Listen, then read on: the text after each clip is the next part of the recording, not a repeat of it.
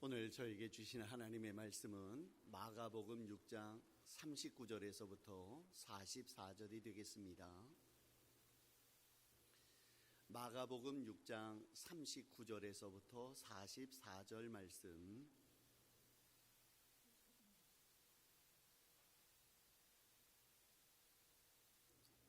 마가복음 6장 39절에서부터 44절 다 같이 봉독하겠습니다. 시작. 제자들에게 명하사 그 모든 사람으로 때를 지어 푸른 잔디 위에 앉게 하시니 때로 100명씩 또는 50명씩 앉은지라. 예수께서 떡 5개와 물고기 2마리를 가지사 하늘을 우러러 축사하시고 떡을 떼어 제자들에게 주어 사람들에게 나누어 주게 하시고 또 물고기 2마리도 모든 사람에게 나누심에 다 배불리 먹고 남은 떡 조각과 물고기를 12바구니에 차게 거두었으며 떡을 먹은 남자는 5,000명이었더라.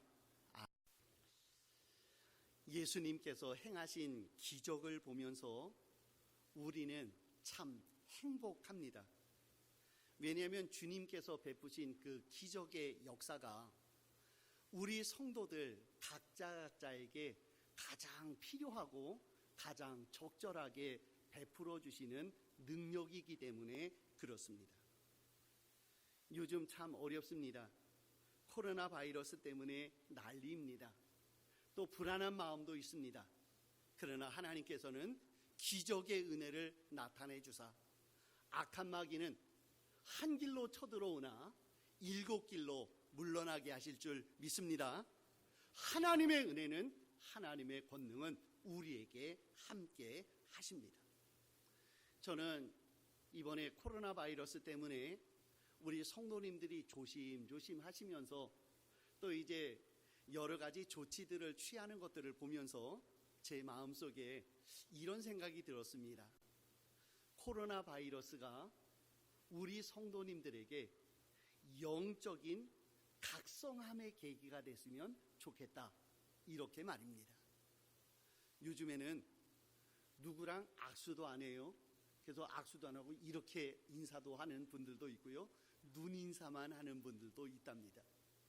조금 아까도 그랬습니다만 어디선가 기침을 하면 이러면은 모두가 다 쳐다보는 그런 상황이 되어져 있다고 합니다.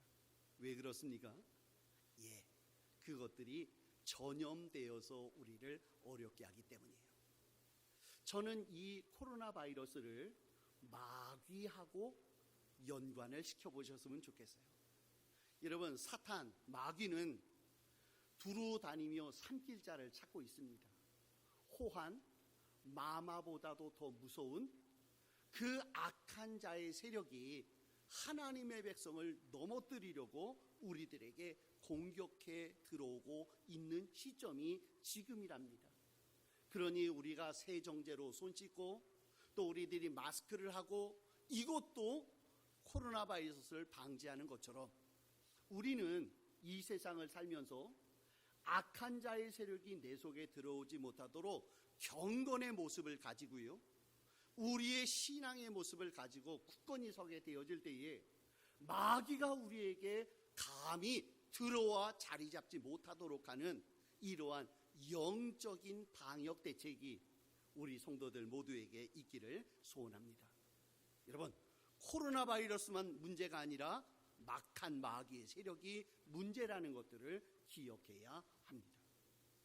저는 오늘 우리 성도님들과 함께 베세다 광야에서 벌어진 기적의 사건에 대하여 잠시 묵상해 보려고 합니다.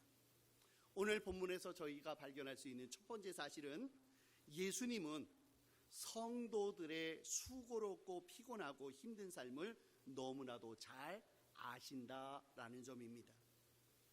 예수님의 제자들 음식 먹을 겨를도 없이 대단히 분주하였습니다. 밀려오는 사람들 속에서 예수님을 대신하여 그들을 상대했고요, 그들에게 도움을 주는 이런 일들을 부단히 애를 쓰면서 달려왔습니다. 무엇보다도 얼마 전에는 예수님께서 둘씩 짝지어 전도하러 보내셨기 때문에 전도하러 갔다가 전도의 열매를 맺고 돌아온 시점이 바로 지금이라는 것입니다. 예수님께서는 제자들의 얼굴을 보았습니다. 그랬더니 그 제자들의 얼굴이 피곤이 얼굴에 가득 찼다는 거죠. 그들이 너무나도 피곤했답니다. 그래서 예수님께서는 그들에게 이렇게 말씀하셨습니다. 너희는 따로 한적한 곳에 가서 잠깐 쉬어라. 그렇게 말씀하셨어요. 피곤에 지친 제자들에게 예수님 말씀합니다. 너희는 가서 잠깐 쉬는 것이 좋겠다. 그러셔서 예수님이 그 제자들을 어디로 데려가셨어요? 벳세다 광야로 데려가셨다는 거예요. 어떤 분은 생각합니다. 벳세다 광야에 사람들이 예수님이 막 모이라고 했더니 사람들이 다 모여서 주님의 말씀을 들은 거, 그게 아니라요. 오늘 벳세다 광야에 사람들이 모인 것은 왜 모였어요? 예수님이 피곤해 지친 그 제자들을 한적한 광야로 데리고 가서 좀 쉬도록 하기 위하여 그곳에 불러 모으셨다라는, 그곳으로 데려가셨다라는 점이에요. 우리는 여기서 중요한 사실 하나를 발견합니다. 그것은 예수님이 제자들이 수고하고 애쓴 바를 우리 주님이 알고 계신다는 거예요. 세상을 살다 보면 어떤 때에는 나의 수고와 나의 애쓴 것들을 몰라주는 경우들이 참 많지요. 그러다 보면 우리 마음속에는 섭섭한 마음도 좀 들고요. 우리는 의욕들을 상실할 때도 있다는 것입니다. 그런데 예수님은 어떠세요? 우리의 수고, 우리의 애씀, 우리의 헌신, 우리의 피곤함, 그것들을 우리 주님은 알고 계신답니다. 그래서 우리 주님은 우리에게 말씀하시네요. 한적한 곳에 가서 잠시 쉬는 것이 좋겠다라고 말입니다. 그런데 오늘 본문에 보니까 예수님은 제자들에게 잠시 쉬어야 되겠다라고 말씀하실 뿐만 아니라 우리 주님께서는 주님께로 다가오는 무리들의 어려움도 헤아려 주셨다는 거예요. 오늘 본문 34절에 보니까 예수께서 큰 무리를 보시고 그 목자 없는 양 같음으로 인하여 불쌍히 여기사 그러셨답니다. 예수님께서는 그 자기 측근에 있는 제자들의 피곤함을 헤아려 주실 뿐만 아니라 예수님께서는 저 먼 곳에 떨어져 있는 큰 무리들의 형편과 처지도 우리 주님이 알아주셨다는 겁니다. 그런데 그들의 형편과 처지가 어땠답니까? 목자 없는 양 같은 모습을 보시고 불쌍히 여겼다는 거예요. 여러분, 목자 없는 양의 처지가 어떻습니까? 전에 한번 말씀드렸듯이 양들은 자기 스스로가 음식을 찾는 데거나 물을 찾을 수 있는 존재가 되지 못합니다. 그래서 목자가 없으면 양들은 굶어 죽을 수밖에 없고요. 그들은 목말라 죽을 수밖에 없고요. 그들은 어려운 처지에 빠질 수밖에 없는 게 목자 없는 양의 처지라는 것입니다. 그런데 예수님께서 그 무리들을 쭉 보시니까 그 무리들 한 사람 한 사람의 모습이 어떻대요? 목자 없는 양과 같이 어려운 자리에 빠져서 힘든 자리에 있으면서 수만 번 제대로 쉴 수 없는 그런 자리에 빠져 있는 그 양무리들의 모습을 알고 계시는 주님이었다, 이렇게 말씀하고 계십니다. 오늘 이 자리에 앉아 계신 여러 성도님들도 어쩌면 그런 마음이 계신 분이 계실 거예요. 어떤 분이 그런 얘기 하시더라고요. 목사님, 요즘에는요 제가 예배 시간에 예배 자리에 앉아 있어도 제 머리가 너무나도 복잡하고 혼란하고 제 환경들이 너무나도 어렵다 보니까 하나님의 말씀은 들려지지도 않고요, 찬송하는 것도 찬송하는 게 아니고 오로지 제 머릿속에는 근심, 걱정, 두려움밖에 없어서 제가 예배하는 것이 너무나도 어렵습니다. 그런 얘기를 하시더라고요. 아마 지금 이 자리에 그런 분들이 상당수 계시리라고 생각합니다. 가정의 문제를 생각하고 사업의 문제를 생각하고, 아니 주변에 되어지는 여러 가지 문제들을 생각할 때에 내가 정말 수만 번 제대로 쉴 수 없는 이런 자리에 빠져 있는, 정말 나는 불쌍한 인생이야, 이런 마음이 드는 분들이 계실 것입니다. 예수님은 그런 분들에게 마태복음 11장에서 이렇게 말씀하네요. 수고하고 무거운 짐진 자들아, 다 내게로 오라. 내가 너희를 쉬게 하리라. 오늘 어려운 자리에 빠져 있고, 오늘 숨 쉴 수 없는, 수만 번 제대로 쉴 수 없는 어려운 처지에 있는 우리들, 남편도 모르고 아내도 모르고 부모도 모르고 자식도 모르고 가까운 사람들 다 모른다 할지라도 우리 주님께서는 말씀하기를, 사랑하는 아들아, 사랑하는 딸아, 내가 너의 어려운 형편들을 내가 알고 있다라고 말씀하시는 주님의 마음을 이해하시기를 소원합니다. 주님은 우리의 형편을 알고 계세요. 오늘 본문에 보니까 지금 사람들이 예수님이 어느 곳에 간다고 얘기하지 않았으나, 그러나 예수님이 빈들에 가시는 것들을 눈치채고 이들이 주님께로 다가왔지만, 무거운 짐을 가지고 어려운 마음을 가지고 주님 앞에 서 있게 될 때 우리 주님은 그에게 말씀하기를, 내가 너의 형편을 알고 있다. 또한 지금 빈들에 있는, 어두움에 빠져 있는, 어둠이 가리워져 있는 이 시기에 네가 여기 있는 것을 안다고 말씀하세요. 오늘 주님이 우리를 헤아려 주시기를 소원합니다. 우리 주님이 저의 마음을 알아주시기 원하고요, 우리의 형편들을 알아주시기 원합니다.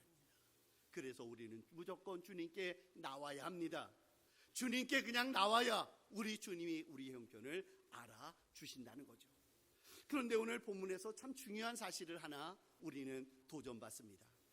그것은 뭐냐면, 예수님은 형제의 어려움을 주님의 제자들이 도와주기를 원하고 계신다는 거예요. 오늘 37절에 보니까 예수님이 이렇게 말씀하세요. 너희가 먹을 것을 주어라, 이렇게 말씀하고 계세요. 여러분, 조금 아까 말씀드렸죠? 지금 이 제자들은 베세다 강야에 왜 갔습니까? 쉬기 위해 간 거예요. 재충전하기 위해 간 거예요. 그들은 지금 뭐 일하기 위해서, 사역하기 위해서 광야로 간 게 아니었습니다. 그런데 예수님을 사모하는 사람들이 예수님께 막 밀려 들어왔어요. 그랬더니 예수님께서 그들을 불쌍히 여기시고 그들에게 말씀을 전하시는데, 또 예수님이 말씀을 좀 길게 전하셔가지고 해가 넘어갈 때까지 말씀을 전하셨다는 겁니다. 그러더니 예수님이 대뜸 주님의 제자들에게 이렇게 말씀하는 거예요. 야, 너희들이 빨리 쟤네들에게 먹을 것을 주라, 그러시는 겁니다. 제자들은 황당했어요. 일을 벌리기는 예수님이 다 벌려놓고, 아니 예수님이 모여든 사람들에게 설교 길게 해놓고, 그리고 사람들 배고플 때가 됐으니 제자들에게 말하기를 너희가 먹을 것을 주어라, 그렇게 말씀하시니까 제자들의 마음속에는 황당한 것입니다. 그래서 그들은 예수님께 이렇게 말하죠. 예수님, 이곳은 빈들이니 빨리 이 사람들을 촌과 마을로 가서 무엇을 사 먹게 하셔야 됩니다. 예수님이 우리에게 먹을 것 주라고 했지만 이 사람들 다 먹이려면 200데나리온은 있어야 되고, 또 혹 돈이 있다 할지라도 물건을, 음식을 사올 수 있는 형편이 안 됩니다. 이렇게 주님께 이야기했습니다. 그럼에도 불구하고 주님은 뭐라고 그러세요? 너희가 먹을 것을 주어라, 이렇게 말씀하고 있다는 거예요. 우리 주님은 오늘 우리에게 이렇게 말합니다. 우리 주변에 많은 힘든 사람들이 많이 있는데 그 힘든 형편을 우리 주님께서 해결해 주시고 풀어 주실 것이지만, 우리 주님은 함께 있는 우리들에게 무엇을 요구하냐면, 여러분이 옆에 있는 분을 도와주세요, 이렇게 요구하고 있다는 것입니다. 예수님께 안드레가 가서 오병이어를 가져와다 예수님께 드렸지요. 자, 그런데 여기에서 중요한 것이 있습니다. 예수님께서 그냥 무조건 자, 여러분 배부르세요, 떡 먹으세요, 그런 게 아니었어요. 우리 주님이 어떻게 하셨습니까? 안드레가 가지고 온 오병이어를 가지고 우리 주님이 그들에게 축사하시고 먹을 것을 내주었다라는 것입니다. 우리는 여기서 한 가지 힌트를 얻습니다. 예수님께서 제자들에게 너희가 먹을 것을 주어라 라고 하시는 그 말씀은 무엇을 전제하고 있다는 것이지요? 예수님께서 그들을 먹이실 것을 이미 준비하고 계시기 때문에 하나님의 백성들에게 요구하는 겁니다. 너희가 먹을 것을 주라라는 것이에요. 여러분, 안드레가 자기 먹을 것 갖다 드린 거 아니었어요. 안드레가 드린 것은 어린아이의 오병이어의 음식뿐이었다는 것입니다. 저는 재밌는 상상을 한번 해봤어요. 자, 무리들 중에 오병이어만, 한 아이가 오병이어만 갖고 있었을까? 혹시 그 오병이어 가진 아이 그 뒤쪽에 김씨 아저씨가 안심 스테이크를 구워오지는 않았을까요? 어쩌면 안드레가 오병이어를 가진 그 아이를 넘어가서 아, 너는 오병이어가 있구나 그러면서 옆에 가서 김씨 아저씨에게 물어봤답니다. 아저씨, 혹시 뭐 먹을 거 있으세요? 그랬더니 이 아저씨가 예, 제가 조금 이따 먹으려고 안심 스테이크를 구워온 게 있는데 이거라도 뭐 쓰시겠습니까? 그래서 만약에 안심 스테이크를 예수님께 드렸다면 예수님이 베세다 광야에서 오병이어로 먹이시는 게 아니라 베세다 광야에서 무슨 잔치가 벌어졌어요? 안심 스테이크 잔치가 벌어질 수 있었다라는 것입니다. 제가 드리는 말씀 이해가 되시죠? 예, 그 기적들이요 일어난 것이 우리 주님이 제자들에게 너희가 먹을 것을 주라라고 하는 것은 그 제자들이 먹을 것을 만들어서 주라는 것이 아니라는 거예요. 이미 하나님께서 예비하신 놀라운 기적의 요소가 있으니 그것을 찾아 그것을 통하여 주님의 기적이 일어나게 하라라는 것입니다. 여러분, 광야에서 이스라엘 백성들이 모세를 향해서 이렇게 말했지요. 모세요, 먹을 것을 주십시오. 모세요, 마실 것을 주세요. 우리가 지금 여기서 굶어 죽게 되었습니다. 이렇게 원망하고 돌을 들려고 했습니다. 모세가 그때 이렇게 말했나요? 여러분, 저는 가진 게 아무것도 없어요. 먹을 것도 없어요. 마실 것도 없어요. 입을 것도 없어요. 저는 아무것도 없으니 여러분 저한테 너무 그렇게 닥달하지 마세요. 이렇게 얘기하지 않았다는 것입니다. 하나님은 모세에게 이스라엘 백성들을 섬기고 이스라엘 백성을 다스리고 이스라엘 백성을 인도할 책임을 주신 거예요. 그래서 하나님은 모세에게 그들을 먹이고 입히고 그들에게 마시는 그 권세들을 하나님께서는 따로 준비하고 계셨다가 모세라는 손길을 통하여 그 일들을 계속하여 이루어 갔다는 겁니다. 그래서 모세가 하나님께 백성들이 원망할 때 이렇게 고백하지 않았겠어요? 잠깐만요. 잠깐만 기다려 보세요. 하나님이 준비하고 계신 게 있을 테니까 제가 하나님께 여쭈어 볼게요. 잠깐만요. 하나님, 어떡합니까? 먹을 게 없답니다. 하나님, 마실 물이 없답니다. 하나님, 어떡하지요? 제가 이들에게 어떻게 나누어 주지요? 그랬더니 하나님께서 하늘문을 여시고 만나를 내려주시고 동풍을 불어 메추라기를 보내주시면서 모세야, 이것들을 백성들로 하여금 먹게 하라, 그렇게 말씀하셨다는 거죠. 하나님께서는 주의 백성에게 그냥 무조건 막무가내로 너희는 어려운 이웃들을 도우라라고 말씀하는 게 아닙니다. 하나님은 이미 도울 방법도 준비하고 계시고 도구도 준비하고 계시고 재료도 다 준비하고 계십니다. 우리 주님께서 제자에게 말씀하기를 너희가 먹을 것을 나누어 주어라 그랬으면 우리는 주님 앞에서 예, 어떻게 하면 좋겠습니까? 주님의 방법은 무엇입니까? 주님이 도와주셔야 이 일을 할 수 있으니 주님 말씀하세요라고 주님께 여쭈어 보는 것이, 그것이 바른 성도의 바른 믿음의 자세인 줄 믿습니다. 여러분, 지금 코로나 바이러스, 우리들이 뭐 할 수 있는 게 뭐가 있나요? 우리 교회 의사 선생님 하나 있잖아요. 내과 의사요. 어저께 그 집에 이제 신방이 있어갖고 갔는데 제가 여쭤봤습니다. 집사님, 저기 환자들 보실 때 마스크 쓰고 하세요? 그랬더니 아니요. 의사가 마스크 안 쓰고 하면 됩니까? 답답해서요. 그래서 자기는 안 쓰고 한다는 거예요. 제가 깜짝 놀라긴 했지만 저는 그의 믿음이 크다고 생각했어요. 주님이 지켜주시는데, 주님이 역사하시는데 내가 뭐 어려움이 있겠는가. 그래서 어저께 KTX 안 타고 차 몰고 왔답니다.